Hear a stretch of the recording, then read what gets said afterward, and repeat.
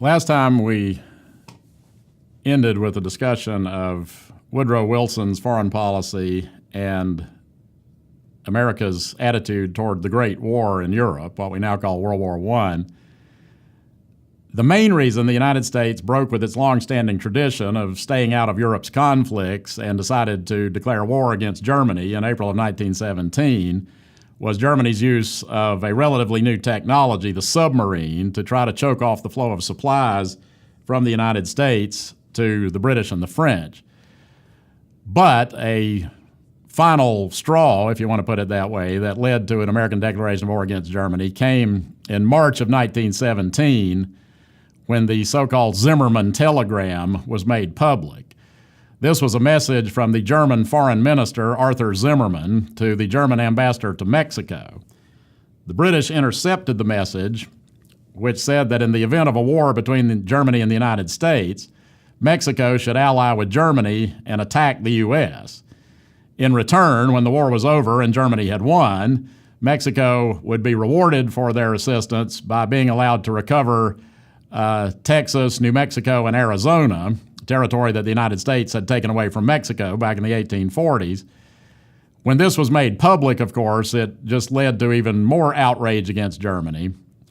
And so with German submarines continuing to sink American ships, on April 2nd, 1917, Wilson went to Congress and asserted that the world must be made safe for democracy and asked Congress to declare war on Germany.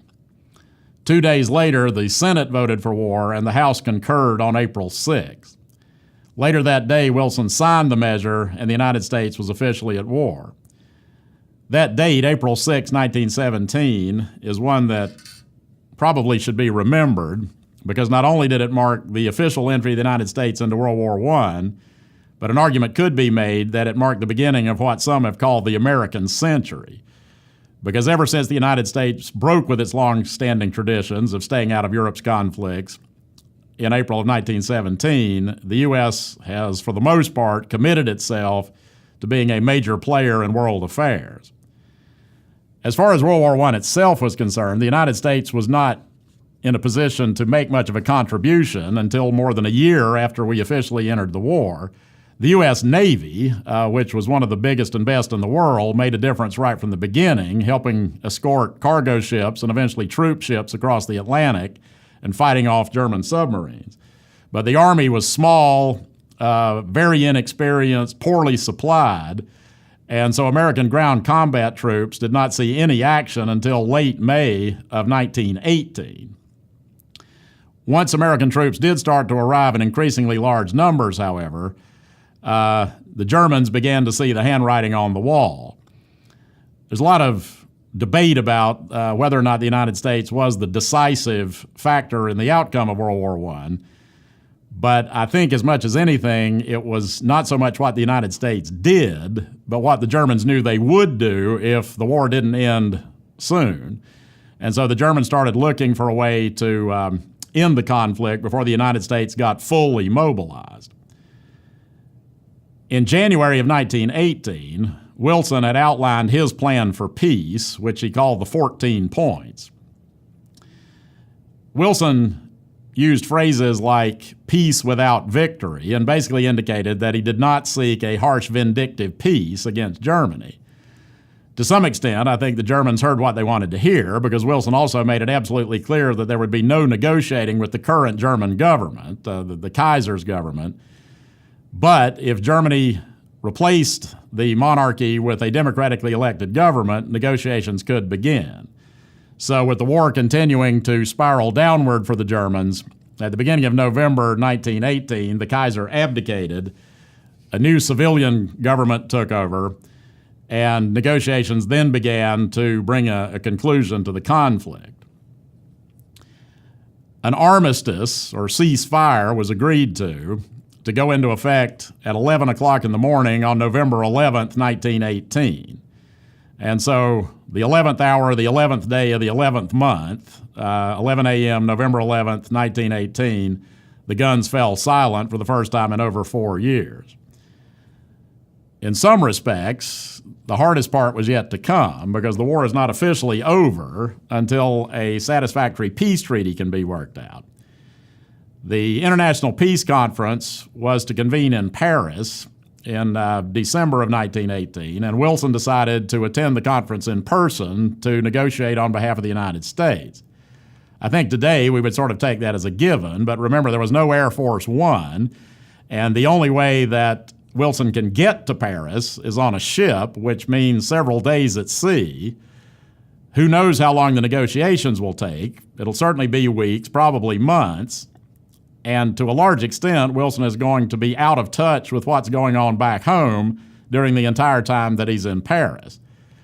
With the benefit of hindsight, many people have suggested that Wilson would have been smarter to have sent the Secretary of State or others to negotiate on behalf of the United States. He could have stayed home in Washington and probably would not have lost the aura that he had acquired. But I think given what's at stake, it's understandable why Wilson decided to go in person. When Wilson arrived in Europe, millions of people turned out to cheer him, and some who were accompanying Wilson said that many of the people of Europe regarded Wilson as almost like the Messiah because he had a plan for peace that offered the hope of never having to go through a terrible conflict like this again. But once Wilson actually got to the peace conference, he got a very different reception from the other leaders, especially from Georges Clemenceau, the Premier of France, and David Lloyd George, the Prime Minister of Britain, who were much more interested in making Germany pay for all the damage caused by the war. At any rate, Wilson stood up for his beliefs, but in the end, he realized that he was getting nowhere with Clemenceau and Lloyd George, so he finally decided he would accept some things that he really didn't like, including Article 231 of the peace treaty, the so-called war guilt clause, which forced Germany to accept full responsibility for the war. That was largely the justification for sticking Germany with a huge reparations bill. In other words, Germany's going to have to pay billions and billions of dollars to help repair the damage caused by the war.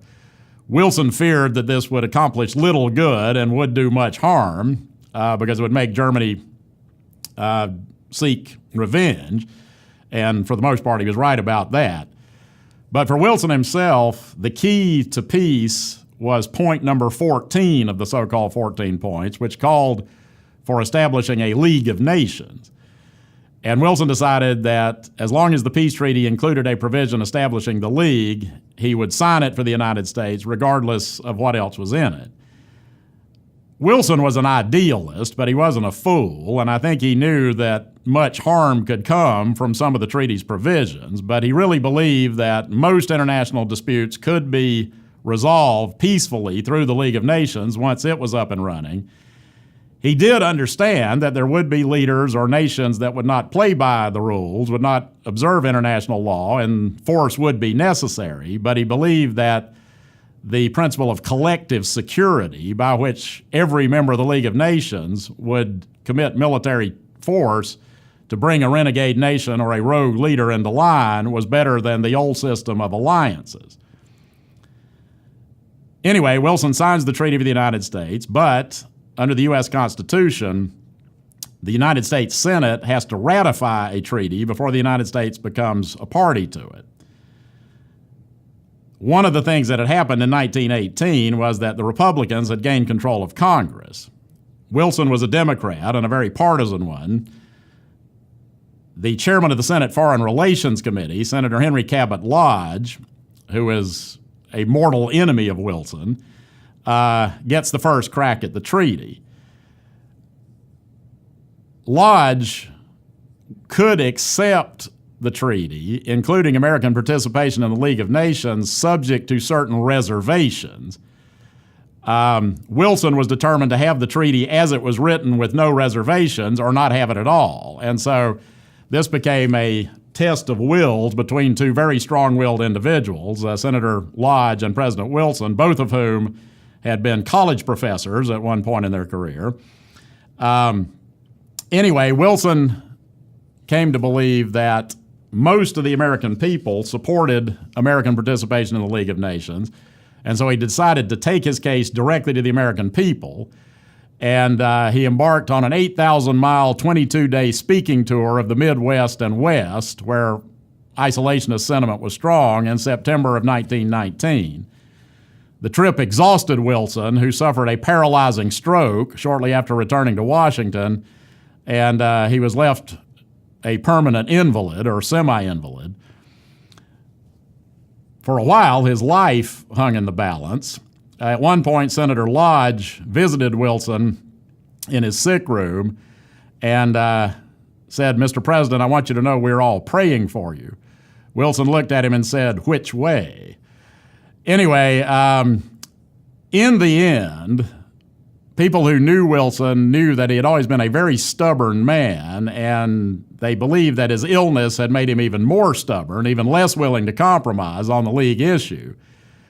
So when the treaty came to a vote in November of 1919, Republican senators, led by Lodge, had succeeded in loading it down with several reservations, most of them concerning the League's collective security provisions. Rather than compromise, Wilson ordered Senate Democrats to vote against the treaty if it came up for a final vote with any reservations attached. Some Democrats said, he doesn't really mean that, any treaty is better than none, but enough Democrats decided that since Wilson was the chief negotiator for the United States and the leader of the Democratic Party, if he said to vote against it, if there were any reservations attached, they would vote against it. A final attempt to win ratification in March of 1920 also failed, partly because Wilson still refused to accept any reservations. So the United States did not ratify the Treaty of Versailles, which meant we had to conclude a separate peace treaty with Germany. And most ominously, perhaps, for the future of world peace, the United States never joined the League of Nations. Whether American participation in the League could have prevented a Second World War is debatable, but there's very little debate that without American participation, the League of Nations was highly ineffective. For the most part, it was dominated by the British and the French, who tried to use the League to further their own purposes. So in some ways, the American rejection of the treaty and the League was a tragedy for the world. It was certainly a personal tragedy for Woodrow Wilson, who managed to fill out the rest of his second term in office, but he was a broken man and died just a couple of years after leaving the presidency.